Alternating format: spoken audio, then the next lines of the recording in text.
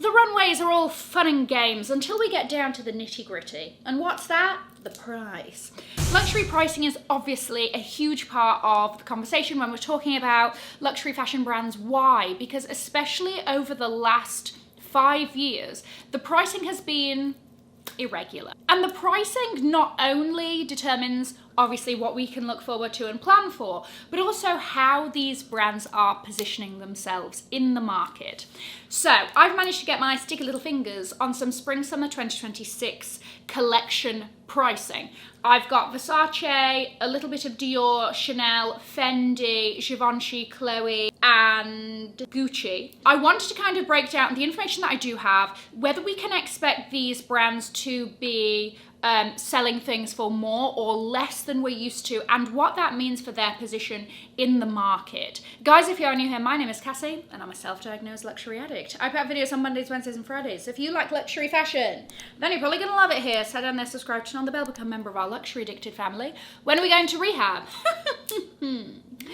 Never. I also have a Substack that will be linked below. Whatever data I can find, and this is by no means every single item I've managed to find, this is the most that I can ferret around at the moment. I have basically tried to find comparable pieces from the collections that are currently out versus the spring-summer pricing, and see whether this is on par or more or less, and what that means for the brand. Because not all of these brands have had smooth sailing times, and a lot of brands, especially under new creative directors, are trying to bring a new era. Is that era more expensive than what we're used to? Well, let's dive in. Let's start off with Versace. I'm not gonna lie to you, this is the brand that inspired this whole video, because I saw the pricing and I was shocked. Yes, the new vision under Versace is very different from what we are used to it being. And Versace hasn't had the smoothest sailing in terms of financials.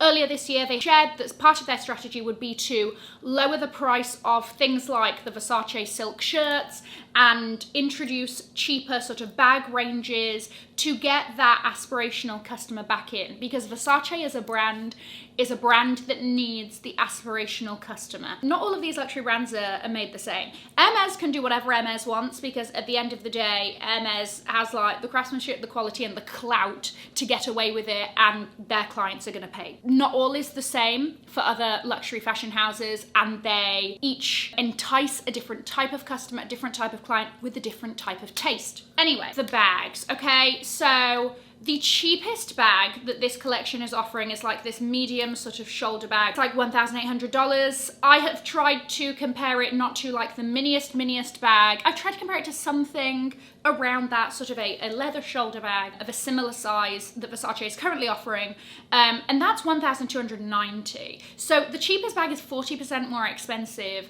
than what Versace is currently offering. Of course, this isn't apples to apples. Versace may be keeping the tagline as an available option, and exactly each collection sort of changes.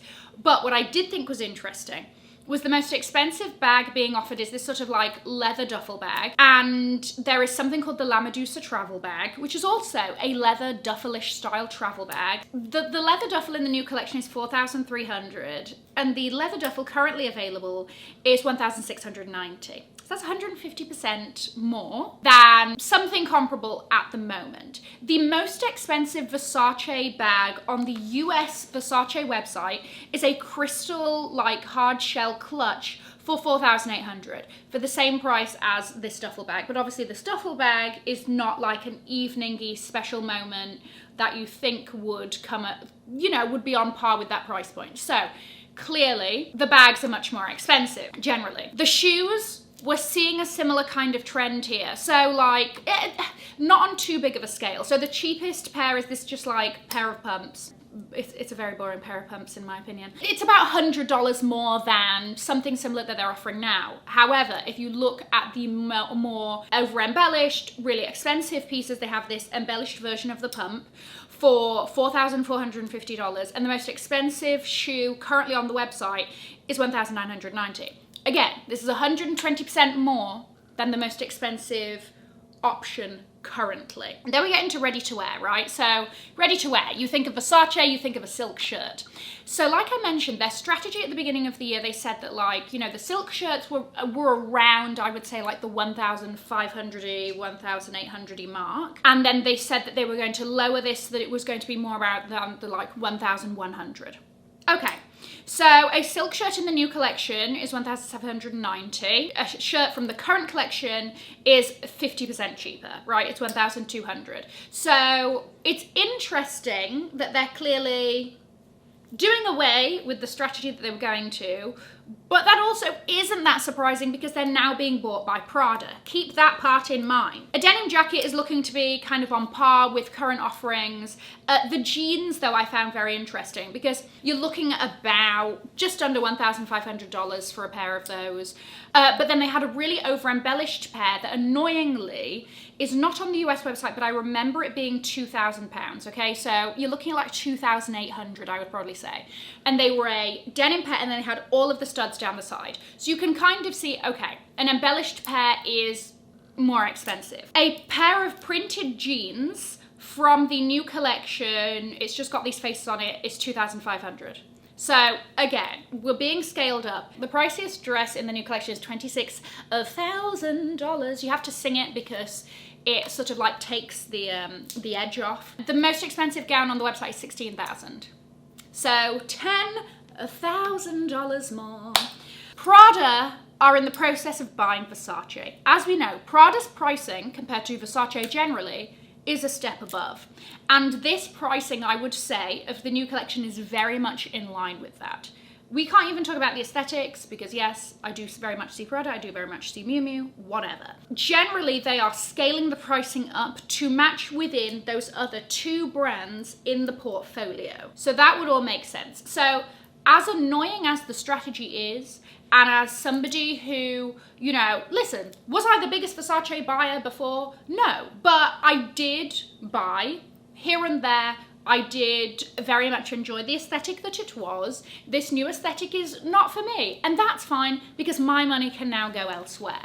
But the pricing is also reflecting that, which again, then you get into a separate conversation of, but what about the Versace customer that was a VIC that was buying all of the, give me all of the over embellishment, blah, blah, blah, and all of this business, and is used to a certain price for those pieces, which were by no means cheap, but now are a hell of a lot more. Are they going to stay? Is this going to usher in a new customer? Probably. Is that customer maybe more used to the Miu Miu Prada pricing? Maybe. Whether or not it will be successful, only time will tell. Gucci. So, annoyingly here, and this bit's on me, I didn't screenshot any pricing whilst the Demna drop had happened. So, obviously Demna's new creative director, he dropped the La Famiglia, is it, do you say the G? La Familia collection shortly after he showed. And that was only available for 10 days. But I do have a friend that went and he was like, the pricing is not crazy. The pricing is very much sort of like reflective of what you think it would be. As we know, Gucci has been struggling. Gucci have been doing arguably worse in terms of percentages down than any other kind of like comparable fashion house. So they knew that they had to turn things around, hence they, desperate times call for desperate measures, get Demna in and let's see what he can do. I did a whole video on my reactions to the collection. I actually think it's really good. But as part of that, he has introduced, and I think this is really good, especially this one bag, which is like this soft Jackie bag. It's like a scaled down version. It's not as structured, it's slouchy. Slouchy bags are having a moment. It's like small shoulder, easy grab and go. It works for casual, you can dress it up. It's a girl that can do both. And crucially, the pricing. So this is priced at about $2,800, just under or around the €2,000 mark. That bag is going to do well. It is also the bag that even during that 10 days that this collection was out, I saw the most being bought and unboxed on social media. Business of Fashion also did an article on kind of like Demna, the reaction to Demna's collection, and foot traffic for the Rodeo Drive store during that time that it was in stores was up 53%. Foot traffic for the New York store was up 19%. I think if we can use this as an inkling of, you know, what's to come, I think that this is going to perform very well. There are also a lot of pieces from this collection that, yeah, if you're not going to buy a sodding $2,000 jacket or something, there are a lot of smaller, more approachably priced pieces in this collection that I think will do well. The belts, the headscarves that actually have a cushion manufactured into them so that it sits nicely on the head. That, the shoes, the like boots, again, can't remember the price, but if those are priced $1,500, $1,750, yeah, they're gonna do really well. So I think Gucci is being very smart with this collection. It's kind of like semi-Gucci's greatest hits, but you also have this like bolstered collection of approachably priced, because Gucci does approachably priced pieces, but they're not usually like trendy or a riff on they're classic pieces, but it's not like you're not getting the Gucci jacket at an approachable price point. Well, now you kind of are. I think that there's going to be more on offer from Gucci that is like trendy and interesting and new at price points that don't make you want to cry into a corner. Dior. So the Dior pricing I have is mainly bags and the odd shoe. They've got a few new designs coming down the runway, one of which is this canage tote, which I would sort of say is their version of something like a Chanel 22. It's casual, it's thrown on the shoulder, it's got a chain strap. That is looking to be priced very similarly to something like the medium D journey bag, which again is like a casual throw on the shoulder. It's a much more casual feeling bag compared to this canage sort of tote. That's sort of around that area of pricing. You then have, what will I call this bag? It's kind of like a D-Joy, but she's like souped up a bit. It's like a heftier version of the D-Joy. If you compare it to other D-Joys, okay, so like the medium D-Joy, my size of D-Joy, is $5,800. This bag is coming in the suede at $6,005. A nice little 12% increase for this bag that's got much more room. It's maybe much more practical compared to the normal D-Joy. I don't know. I don't know why I assumed that that bag would be cheaper, because it feels more casual than the D-Joy, and usually like evening bags tend to be more expensive compared to casual bags. So, okay. The Cigale. So the Cigale is what I call Jonathan Anderson's version of the Lady Dior. Yes, he's still doing the Lady Dior and he's doing his sort of artistic interpretation of it, but you have this bag that is sort of very comparable in terms of use. It's a top handle bag. It probably also comes with a crossbody or shoulder strap. It's very ladylike. It's very feminine, but that is being priced a touch cheaper than the Lady Dior. I think it's probably good pricing because it puts it in that same category, but maybe pricing it just that tad bit cheaper will give it the opportunity to really get some sales in, because you still feel like you're getting a deal on the Lady Dior, but you're getting something very similar. The shoes are a strange one. The only pricing that I've really seen is for the Rose mules. I know that those are £2,000, so you're probably gonna look at them being like $2,800, which is a lot for a pair of mules that like don't have bells and whistles. Yes, it's got all this great pleating and whatever, and they've circled it around a few times and it creates a bow, but it's fantastic. But if you look at the most expensive shoes on the Dior website, these are knee-high sodding boots that lace all the way up to the top. These are crystal embellished, cute little lace-up boots, like where you can sort of be like, okay, I see why these are that price, because there's a lot going on here. With that shoe, I don't think so. But there are going to be more entry-level priced shoes from this collection, and those really are going to be those CD pumps with the little pointed toe with a C on one and a D on another. Personally, again, not tickling my fancy. I don't think that they're all that exciting, but they are like a really good staple. You could wear that to work without being a rose mule. There's going to be a big range there, but I do think generally any of these more interesting shoe designs are going to be pushed up in price. I think that we were kind of all expecting that with Jonathan Anderson and with his men's pricing that came up, because that was like a... oh, I love that military jacket. I wonder how much it costs. Oh, 24,000. Thank you so much. Never to be seen. Yeah, me vanished from the conversation. Half these things, it's like, do they have enough of those non-runway items? The items that sell and the items that are the backbone of these companies are the bags, the shoes, the accessories. Do they have enough of those at price points? They're never going to be cheap, but that feel somewhat on that lower side to lure people in. Let's see. It's also going to be things like sunglasses and belts and things like that. That oval belt, I'm coming for you. Chanel, the Charvet shirt. This is going to be the ready-to-wear piece to get from this collection. If you're a collector, if you're somewhat interested, whatever, just know that you're going to see it. It is in collaboration, or as they're saying, in conversation with Charvet. Now, a Charvet shirt, generally, you're looking at about $600.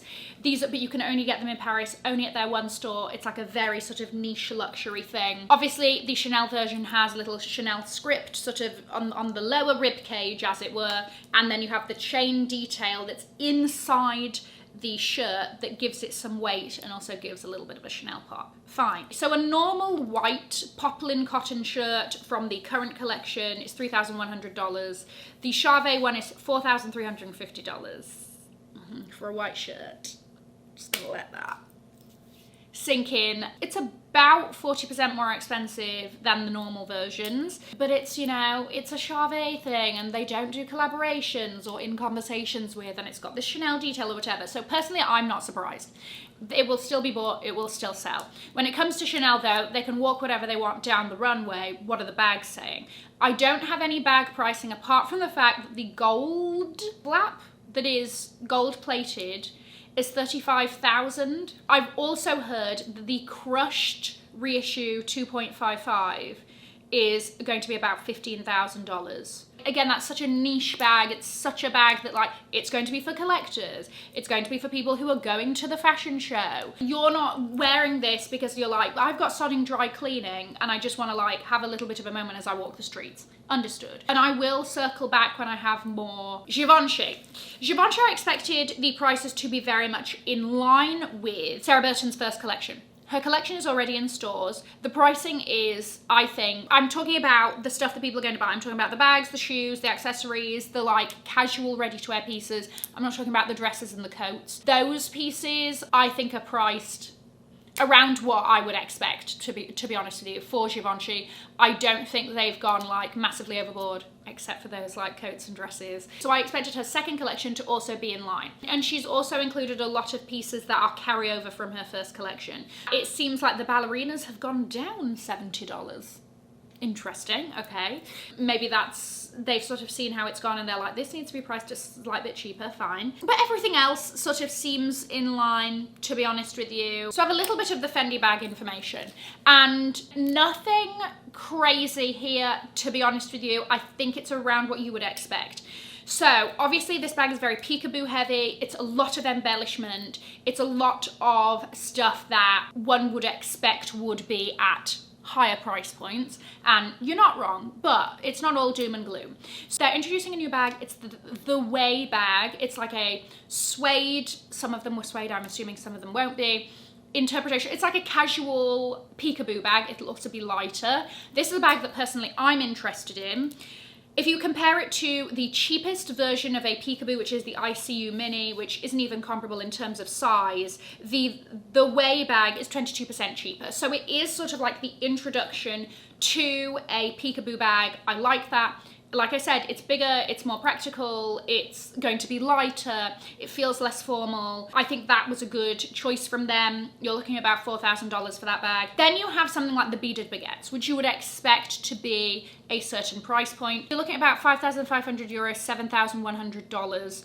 And again, that $7,000 mark is what you're looking at for those very, very special baguettes in very interesting leathers used, somewhat exotics, embellishments, a song and a dance, all of that. And then let's talk about Chloe to round things out, because this is a brand that more and more people are being intrigued by and are buying into. They're really kind of like having a comeback. So in terms of the bags, they had not that many bags come down the runway, but one that came up a lot is the plissé, which is done in a plain leather and in like it was made to look like loads of flowers on it. Okay, florals are a very big thing next year. Plain leather version is like 3,700, and I would say something comparable now is the Chloe Icons shoulder bag, which is 2,290. So it's like a 62% increase.